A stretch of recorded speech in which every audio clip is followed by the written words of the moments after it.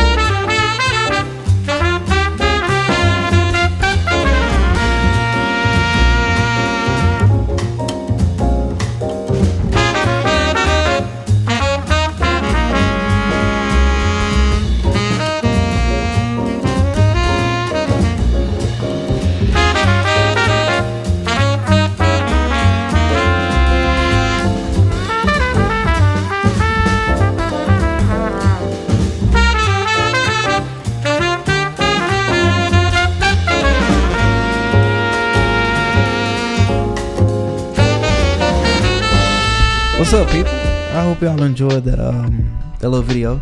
Something jazzy, you know what I'm saying, something smooth. But yeah, my name is Fatherrdiff. For those of you who don't know me, you can go ahead and follow me on Instagram right now if you want to. But yeah, I want to talk about the Mamiya 645 and Cinestill 800T and whether or not I like both of them or either one. So right off the jump, let's jump into it because I don't want to waste time. But I managed to play around with the Mamiya 645. I mean, it's straight. Coming from the Pentax 67, which is what I normally use, it was an adjustment. The Mamiya 645 just kind of had a very different ergodynamic than the Pentax 67. The Pentax 67 feels more like a real Canon, like a real DSLR or an SLR if you want to say. But that Mamiya 645 just felt like I was holding, I don't know, like a square box. You know, the Pentax just feels right. That's huge and heavy. But yeah, I mean, look at this. You know, you shoot it like that. You know what I'm saying? Wind it back.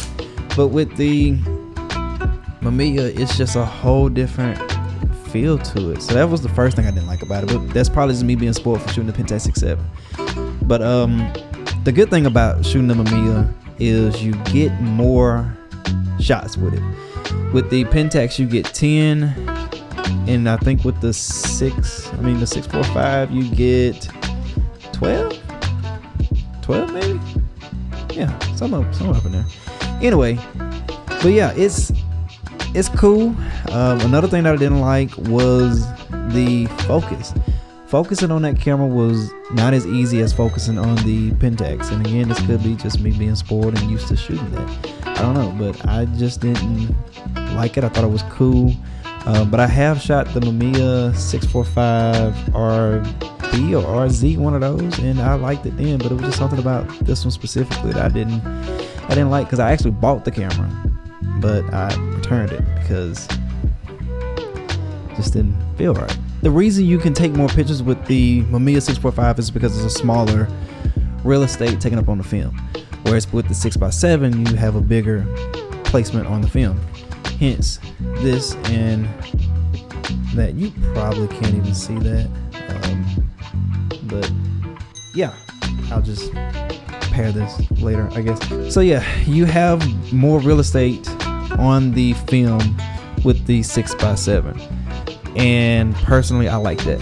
The 645 is just a little bit smaller, and the 645 is mainly, I guess people will call it, an introductory medium format camera, give or take, however you want to. But yeah, so these pictures were just taken to see if I like the camera and if I like shooting Cinestill during the day or for an actual shoot. The shoot was supposed to be a projector involved, but the projector was messed up when I got there, so therefore that's why these pictures look kind of blah, you know what I'm saying? But I worked with what I had. Time constraints were involved, and we got some pretty decent shots out of it, I guess. So they're not anything spectacular, but they are something that I use to figure out whether or not I like the Mamiya. And I did not.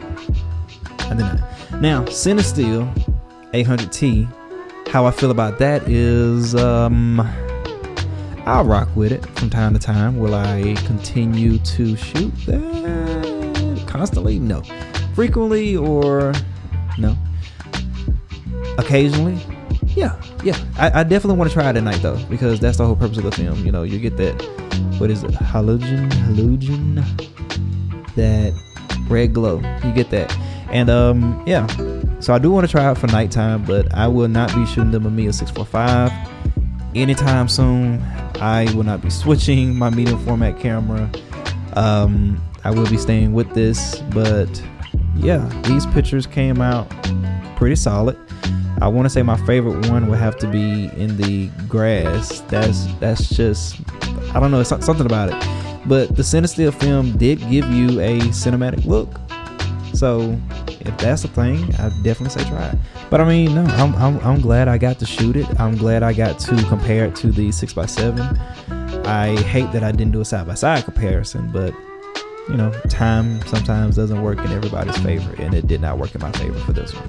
However, yes, we have the results, and Mamiya 645.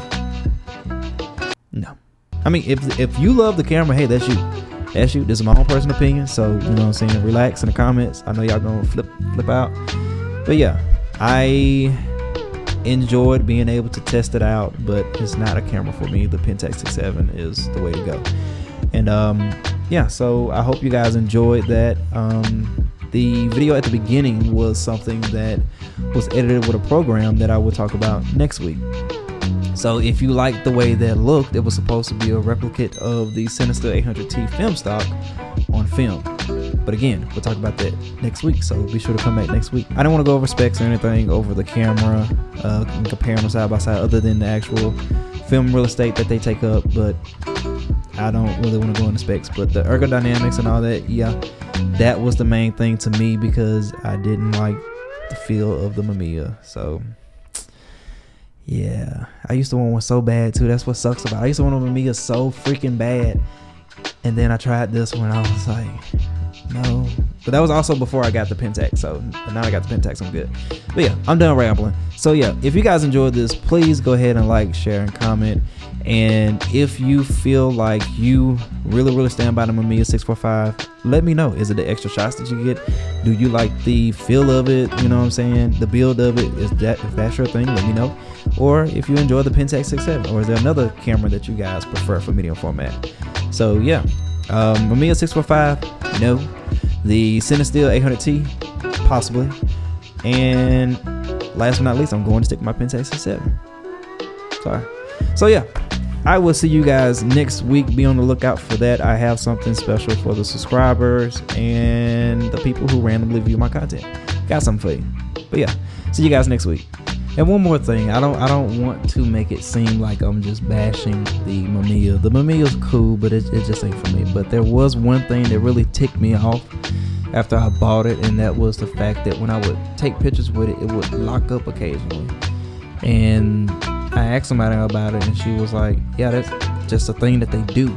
So like after I took a picture, the shutter would lock up, I guess, or the button wouldn't allow me to take any more pictures. Like it wouldn't advance, and that kind of really rubbed me the wrong way because I don't want to have to sit there and fiddle with a camera to try to get it to shoot again.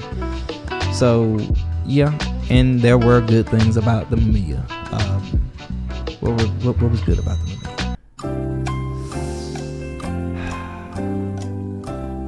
I got more shots. I mean, that was something. But no, I was just playing. But yeah, the Mamiya is cool. I just rather shoot my Pentax. So yeah, I just wanted to get on here and say that and clarify, specify, or whatever. Yeah, I'm done talking.